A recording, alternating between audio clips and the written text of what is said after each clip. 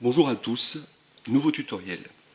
Alors on poursuit la série des Bandage Cube 3x3 et je vous propose aujourd'hui ce modèle là, donc il s'agit de l'Alcatraz Cube que voici. Alors avant d'en parler, une petite précision. Donc, il s'agit d'un des Bandage Cubes les plus difficiles qui existent, d'après les experts.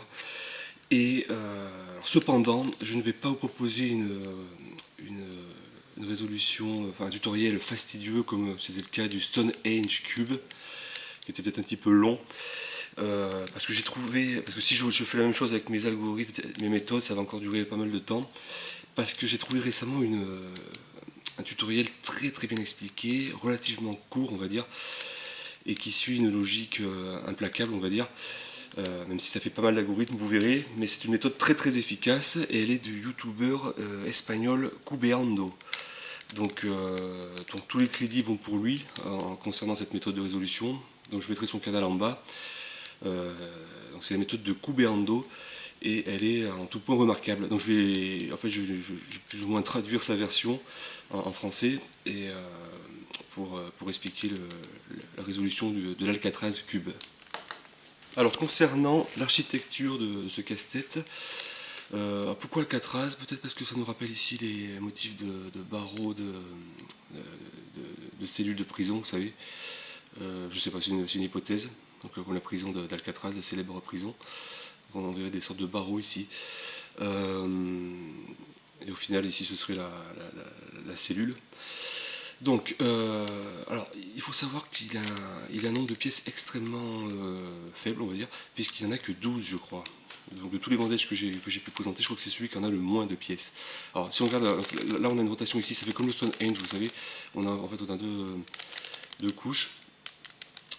Alors, c'est 1, 2, 3, 4, 5, 6 ici, et en bas, 1, 2, 3, 4, 5 et 6. Donc, ça fait bien 12, oui. 12 pièces. Donc c'est pas énorme, mais vous allez voir qu'il est quand même redoutable. Alors, qu'est-ce qu'on a comme type de pièce? Alors on a un gros bloc ici, 2 par 2 par 2, d'accord. On se retrouve également avec toute une série ici de pièces, vous voyez, de la même taille. Donc avec deux qui brident des centres ici. Une qui prend une arête et un coin. Enfin trois qui prennent une arête et un coin. Et celle-ci, celle-là et celle-là. D'accord. Plus ces deux-là qui brillent donc des centres. Et sur la face du haut, on se retrouve avec 5 petites pièces, vous voyez, de type 1 par 1. Donc on se retrouve sur un 3 par 3 standard, avec 3 coins et 2 arêtes, d'accord. Donc je ne vais pas vous présenter les algorithmes dès le début, je vais vous montrer au cas par cas, je vais vous expliquer un petit peu la méthodologie et au fur et à mesure donc, les algorithmes qu'on peut mettre en place suivant le cas devant lequel on se trouve. Et vous verrez que si on suit minutieusement cette stratégie, on arrive sans problème à le résoudre. C'est juste que certains algorithmes peuvent être un petit peu longs à retenir. Donc pareil, j'ai essayé de trouver des phrases imagées pour essayer de les mémoriser un peu plus facilement. Alors on va tenir le casse-tête comme ceci, vous savez, avec donc, le gros bloc devant nous là. Et on va essayer dans un premier temps de constituer ici, de placer ces 5 pièces, une par deux. Et peu importe si ces trois-là ne seront pas à leur place, mais si on arrive à placer voilà, comme ceci là, ces 5 pièces, on aura franchi la première étape. Et ensuite on s'occupera donc de la partie du haut et de ces petites pièces. Donc ça fait comme le Stonehenge Cube, donc il va falloir les orienter et les permuter afin qu'elles trouvent leur bon emplacement et leur bonne orientation. Donc je vais mélanger, c'est pas évident du tout à mélanger. Un conseil, parce que vous pouvez le faire au hasard, mais des fois ça va pas être évident de bien scinder toutes les pièces. Une fois que vous aurez vu les vidéos, tous les algorithmes, à la limite ce que vous pouvez faire c'est prendre un de ces algorithmes, partir dessus, enchaîner avec un autre algorithme, n'importe lequel, et puis à la fin vous terminez de mélanger de manière aléatoire, histoire d'avoir plus ou moins un mélange optimal, d'accord. Donc il va être mélangé, donc ça n'aura rien à voir avec l'aspect résolu bien sûr. Et ce qu'on va chercher à faire, c'est venir placer ces deux blocs là, oui, tout faire pour les mettre l'un au-dessus de l'autre. Et on va donc dans un premier temps chercher donc à venir placer comme d'habitude les centres ici, que les pièces pointent bien sur les centres des faces adjacentes, tout en venant positionner ici donc ces 3 bandes ici, indépendamment de leur position. C'est-à-dire on peut très bien mettre la orange, bleu et blanc ici. C'est pas grave parce que je vais vous montrer un algorithme après pour permuter ces différentes bandes. Mais on va essayer de revenir à une architecture comme celle-ci, c'est-à-dire qu'un gros bloc, toutes nos bandes ici, et puis ici forcément le bloc là, et les 5 carrés, enfin les 5 petits cubes, pardon, ici. Donc c'est parti, je vais mélanger, puis on va commencer la résolution. Donc voici l'L4S cube dans un état mélangé. Alors, par exemple, on va se focaliser sur ces 2 blocs, là, celui-là est le gros, donc si là, est-ce que je peux tourner? Oui. Donc, je l'amène juste au-dessus, d'accord, pour se rappeler un petit peu la structure. Donc ici, on doit avoir un premier, orienter donc cette bande qui inclut le centre. Donc, blanc, elle doit pointer ici, comme cela, d'accord. Et la même chose ici, d'accord. Mais on avait dit qu'on devait mettre les bandes. Alors ici, je me retrouve avec 1 et 2 bien placées, il me manque celle-là, d'accord, qui se trouve être ici. Donc je dis indépendamment des couleurs, hein, on va juste placer les bandes, même si c'est pas forcément celle qui est. Ici on devrait avoir la vert et orange, mais c'est la rouge et verte, c'est pas grave. Donc on va voir pour venir placer cette bande là ici. Donc, je n'ai pas de méthode miracle, c'est pas mal de l'expérience qu'on y arrive. Alors, je peux sortir celle-ci. Alors je sais que j'ai l'impression qu'il faut d'abord mettre celle-ci et celle-là, et en terminer par celle-ci. Donc à la limite, je vais peut-être sortir celle-là si je peux, et chercher à mettre l'une des deux, on va dire, ici. D'accord. Donc, alors je monte. Donc vous allez voir, on va souvent jouer avec cette face, celle-ci, et celle du haut. Et on va essayer de voir comment on peut ruser. Alors si je fais comme ça, par exemple, voilà. Donc j'ai sorti les deux, mais bon, là où je vais être assez limité, parce que je ne peux pas tourner, vous voyez, ni là, ni là. Alors, comment on peut s'y prendre? Alors, donc, si je reviens, je fais ça, je vais monter ici par exemple, on va voir ce que ça fait. Donc je suis revenu au point de départ, si je monte comme cela et que je mets celle-ci, alors c'est pas mieux, je suis bloqué de partout. Là je suis bloqué aussi, alors d'ailleurs c'est vraiment beaucoup de tâtonnement finalement. Là, si je mets celle-ci comme cela, je serai pas mal, j'isole à gauche, vous voyez, comme ceci. Là je ramène, et ici je peux ramener. Donc du coup j'ai mes 5 bandes en place, d'accord. Donc au niveau de la structure de la 4 je suis revenu à, on va dire, la structure initiale, avec mes 2 blocs là, mes 5 bandes, et mes 5 petites pièces là-haut.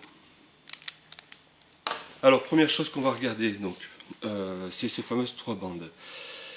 Alors il faut qu'on soit dans un cas où on a les 3 bien en place, donc là c'est pas mon cas, parce qu'on devrait avoir ici la rouge et verte ici, là, et blanche, et se trouve être là, ou aucune. Donc dans mon cas, celle-ci n'est pas à sa place, celle-ci non plus, et celle-là non plus.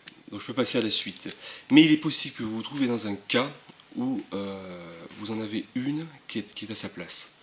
Et je vais vous le montrer tout de suite. Et on va voir comment on fait pour faire en sorte d'avoir soit les 3 bien à leur place, soit aucune. Donc voilà un cas de figure qui pourrait se produire. Donc elle n'est pas à sa place, elle n'est pas à sa place, celle-ci est à sa place, vous voyez. Et ça c'est pas bon. Donc tout de suite on va faire en sorte qu'il n'y en ait aucune à leur place, ou les 3.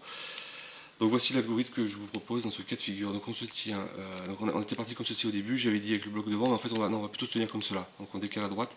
Pourquoi? Parce que c'est là qu'on libère le plus de rotation droite, haut et face. D'accord. Donc on est parti, on fait l'algorithme suivant. D'accord. Donc je vais vous montrer. Mon 2 roues à 2 fourches. Mon 2 roues fonce en usant les 2 fourches huilées. Les 2 fourches utilisent fortement l'huile. Voilà l'algorithme. Qu'est-ce qui s'est passé? Elle n'est pas à sa place, n'est pas à sa place, et elle n'est pas à sa place. Donc c'est parfait, on a franchi cette étape de la résolution. Donc après cette étape, ce qu'on va faire, c'est qu'on s'occupe maintenant des coins qui sont juste au-dessus, vous savez, de ces trois bandes, celle-ci et celle-là. Et on va regarder si ils sont bien à leur place. Donc, Alors ici, alors c'est un peu trop peur parce que comme elle est au-dessus, on dirait qu'elle est bien placée, mais non, parce qu'en fait il devrait être rouge, si on suit au niveau des centres, rouge, jaune et vert ici. Donc c'est pas bon. Donc on va chercher à permuter ces trois coins pour que chacun revienne à sa bonne place. Indépendamment des bandes, hein, on verra après pour les bandes.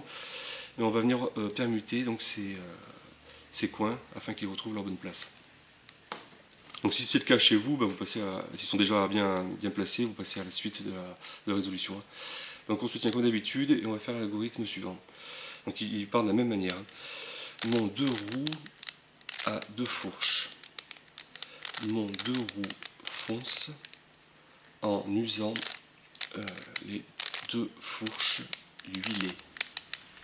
Finalement, la rigidité des 2 fourches renforce le freinage en utilisant 2 fois l'huile filtrée. Voilà, bon, là j'ai un cas où donc il s'est résolu tout seul. Donc je reviens dans un. Alors, en tout cas, ça bien. Ce qu'on cherchait à faire, c'était donc de venir bien placer les coins. Donc je vais revenir dans un cas où on se retrouve avec les coins bien orientés pour voir la suite de la résolution. Parce que là, j'ai eu de la chance, tout le cube s'est résolu. Donc voilà, donc là j'ai un cas où j'ai bien permuté mes coins. Et ils sont tous à leur place, d'accord? Donc une fois que c'est le cas, donc on ne va pas s'occuper tout de suite de leur orientation, on va retourner à nos bandes. Et cette fois-ci, on va les placer correctement. D'accord? Parce qu'il n'y en a aucune donc, qui est nette à sa place. Donc voici l'algorithme pour permuter ces trois bandes qu'il faudra faire une fois ou deux afin qu'elles retrouvent toutes leur bon emplacement. D'accord? Donc on se tient pareil comme cela. Et donc voici l'algorithme. Je rigole finement. L'unique fois que l'huissier fréquente une riche femme royale, il finit rond. L'huissier retournera ultérieurement à ses riches finances.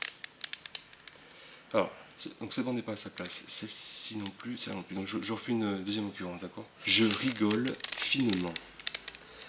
L'unique fois que l'huissier fréquente une riche femme royale, il finit rond. L'huissier retournera ultérieurement à ses riches finances. Voilà. Bon, dans ce cas encore, on voit qu'il est résolu. Mais en tout cas, voilà, ça aura bien placer donc nos trois bandes, quoi qu'il arrive.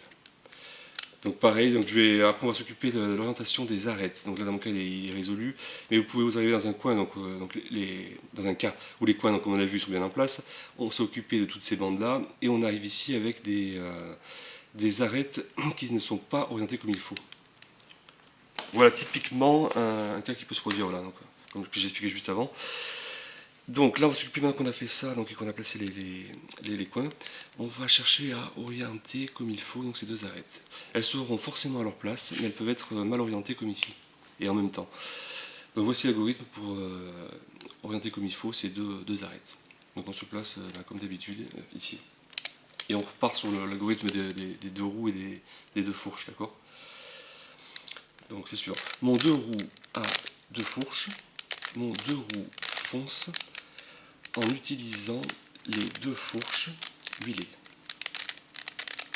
Riche en fibres, l'huile de roue use régulièrement les deux fourches du deux roues fraîchement fabriquées. Donc c'est 2F, j'ai mis fraîchement fabriqué, d'accord? Donc voilà, vous voyez, donc ça n'a rien touché au niveau des pièces qu'on avait déjà en place, plus ou moins, enfin qui étaient toutes en place, oui. Et ça a donc orienté ces deux arêtes. Donc il ne reste plus qu'à traiter donc la bonne orientation des trois coins. Et on aura fini avec le casse-tête. Donc ce qu'on va chercher à faire, dans un premier temps, c'est d'avoir ce coin-là bien orienté. D'accord? Donc c'est vraiment la priorité pour ensuite traiter ces deux-là dans la partie finale. Donc on cherche à avoir ce coin-là au fond, là, bien orienté. Donc voici un algorithme qui va changer l'orientation de chacun de ces coins. Donc dès qu'on voit que celui-là il a la facette jaune en haut, on est bon, d'accord. Donc voici cet algorithme. C'est un algorithme, une séquence qu'on va exécuter 2 fois d'affilée. C'est parti. L'unique fille que l'huissier a 2 fois ridiculisée filme le 2 roues que l'huissier a ridiculement ou rigoureusement usurpé. Donc j'oublie pas de faire une deuxième occurrence. Vous voyez que ça, en faisant une seule fois, ça m'a remis mal l'orientation de ces arêtes. Donc je le refais une deuxième fois, d'accord. Et elles reviendront bien. L'unique fille que l'huissier a 2 fois ridiculisée filme le 2 roues que l'huissier a rigoureusement d'ailleurs usurpé. Donc là c'est pas bon. Donc on continue, on refait encore 2 fois l'algorithme. L'unique fille que l'huissier a 2 fois ridiculisée filme le 2 roues que l'huissier a rigoureusement usurpé. L'unique fille que l'huissier a 2 fois ridiculisée filme le 2 roues que l'huissier a rigoureusement usurpé. Voilà. Donc il se trouve que dans ce cas ça a orienté comme il faut en fait tous les coins, parce que je crois que c'est dans le sens des aiguilles d'une montre ou le sens inverse des aiguilles d'une montre, du coup c'est le cas pour chacun des coins, donc ils sont tous pris comme il faut. Cependant, il peut se passer un autre cas de figure où donc on arrive à mettre celui-ci bien, mais on se retrouve à nouveau avec ces deux, on se retrouve plus qu'avec ces 2 coins qui ne sont pas orientés. Et je vais vous montrer ce dernier cas de figure. Alors voilà concrètement le cas dont je vous parlais, qui peut arriver. Donc en fin de résolution, on n'a plus que ces 2 coins à orienter. Donc j'ai un algorithme qui permet justement d'orienter ces 2 coins-là. Il s'avère être particulièrement long. D'ailleurs, je ne sais même pas si quand je le mets à l'écran, il va rentrer en entier. Si c'est pas qu'il est coupé, je le mettrai dans la description également. Parce que c'est un algorithme particulièrement long. Alors, donc là, j'ai pris la feuille parce que la phrase, je ne l'ai pas encore bien assimilée. Donc on se tient comme d'habitude. Donc c'est pour changer l'orientation de ces 2 coins. Donc c'est possible qu'on ait l'exécuté une fois ou 2, donc suivant le sens de l'orientation, jusqu'à ce que les 2 coins se retrouvent bien orientés avec les facettes jaunes au-dessus, d'accord. Donc voici l'algorithme. L'unique fille que l'huissier a fréquentée à 8 reprises en Ukraine rigole 2 fois. Le 2 roues fraîchement fabriqué du riche huissier et son 2 roues à elle utilise 2 fois la route et finalement le huissier se ridiculise unilatéralement en filmant la route en fumant. L'huissier se renverse et l'Ukrainienne rigole une fois. Elle rit finalement en revisionnant le film. Ok, donc j'ai pas eu de chance, il faut que je fasse encore une fois, et la deuxième fois ça devrait être bonne. Ça devrait être la bonne. Donc c'est parti. L'unique fille que l'huissier a fréquentée à 8 reprises en Ukraine rigole 2 fois.